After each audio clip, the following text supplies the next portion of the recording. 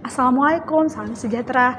Perkenalkan, nama saya Nova Oktavia SPD. Saya mengajar di PKBM Homeschooling Pewaris Bangsa di Bandung. Dan saat ini saya dipercayakan menjadi koordinator paket A. Sistem pembelajaran yang diterapkan di sekolah kami menggunakan sistem pembelajaran daring. Itu dikarenakan terjadinya COVID-19 yang terjadi beberapa tahun yang lalu. Dan ini semakin meyakinkan kami untuk menerapkan sistem ini. Sistem ini dipilih juga oleh kami karena peserta didik kami berasal dari berbagai kota dan juga negara. Oleh karena itu, pembelajaran daring muncul sebagai solusi atas kebutuhan dan akses pendidikan yang lebih fleksibel. Ketika pembelajaran online pertama kali dimulai, saya dan tutor paket A dihadapkan dengan pertanyaan penting. Apakah materi yang disampaikan oleh kami bisa dipahami oleh peserta didik? Tentunya hal ini berbeda dengan kelas tatap muka. Interaksi langsung memungkinkan tutor untuk bisa membaca ekspresi dan juga respon para peserta didik, sehingga kesulitan yang dialami dapat segera terdeteksi dan juga diatasi. Namun, dalam sistem pembelajaran daring yang sebagian besar bersifat satu arah, interaksi ini sangat terbatas. Ketidakhadiran komunikasi dua arah membuat tutor kesulitan mengukur sejauh mana peserta didik benar-benar memahami materi yang disampaikan. Kekhawatiran ini menjadi alasan utama mengapa kami mulai memikirkan untuk merubah strategi, bukan hanya untuk mengajar, tetapi juga untuk memastikan pemahaman dan keterlibatan setiap peserta didik. Melalui berbagai diskusi, saya dan para tutor paket A berinisiatif untuk membentuk komunitas belajar yang lebih tersusun dan interaktif, yang bertujuan untuk mengumpulkan ide-ide dari setiap para tutor untuk merencanakan serta mengevaluasi suatu metode belajar yang baik dan juga menjawab kebutuhan para peserta didik. Dalam memulai komunitas belajar, saya dan para tutor berpacu pada 3 ide besar untuk mengoptimalkan terbangunnya komunitas belajar yang terpusat pada pembelajaran peserta didik, yaitu yang pertama, fokus utama kami adalah menentukan suatu metode yang baik pada pembelajaran peserta didik dengan berpacu pada 4 pertanyaan kunci. Pertanyaan pertama, apa yang harus dipelajari peserta didik? Apakah tujuan pembelajaran yang harus dicapai oleh peserta didik? Peserta didik perlu mempelajari materi akademik sesuai kurikulum yang ditetapkan, meliputi berbagai bidang ilmu, pengetahuan, dan juga keterampilan. Tujuan utama pembelajaran adalah memastikan para peserta didik memahami dan dapat menerapkan materi yang diajarkan, sesuai dengan fase kurikulum merdeka, baik teori maupun praktiknya.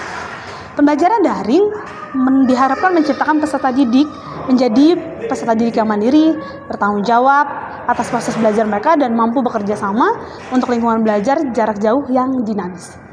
Bagaimana mengetahui bahwa peserta didik telah belajar? Bagaimana cara memantau pembelajaran peserta didik? Tutor dapat memantau aktivitas mereka melalui berbagai cara, seperti memberikan kuis, tes singkat, penugasan proyek, partisipasi diskusi daring.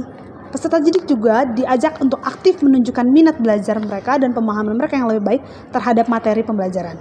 Apa yang harus dilakukan oleh pendidik jika beberapa peserta didik tidak belajar? Dukungan seperti apa yang diberikan kepada mereka? Tutor dapat memberikan perhatian lebih kepada para peserta didik yang kesulitan melalui pembelajaran tambahan, baik secara individual maupun kelompok kecil. Untuk menjelaskan materi yang belum dipahami, tentu saja dengan memberi semangat dan juga memotivasi peserta didik agar dapat mendorong mereka menjadi lebih semangat lagi dalam belajar. Apa yang harus dilakukan oleh pendidik jika beberapa peserta didik telah belajar? Pengayaan seperti apa yang akan diberikan kepada mereka?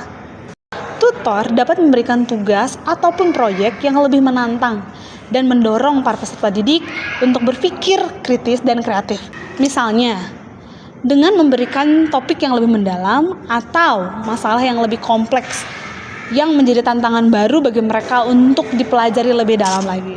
Acuan berikutnya, dari fokus di atas, saya bersama dengan tutor paket A berkolaborasi untuk memikul tanggung jawab dengan membantu peserta didik dalam proses belajar mereka mulai dari kelas 1 sampai dengan kelas 6. Kami saling membagi pengalaman dan kondisi yang terjadi di dalam kelas kami masing-masing untuk sebagai bahan evaluasi lebih lanjut dalam menentukan metode yang efektif untuk dilakukan sesuai dengan profil pelajar Pancasila.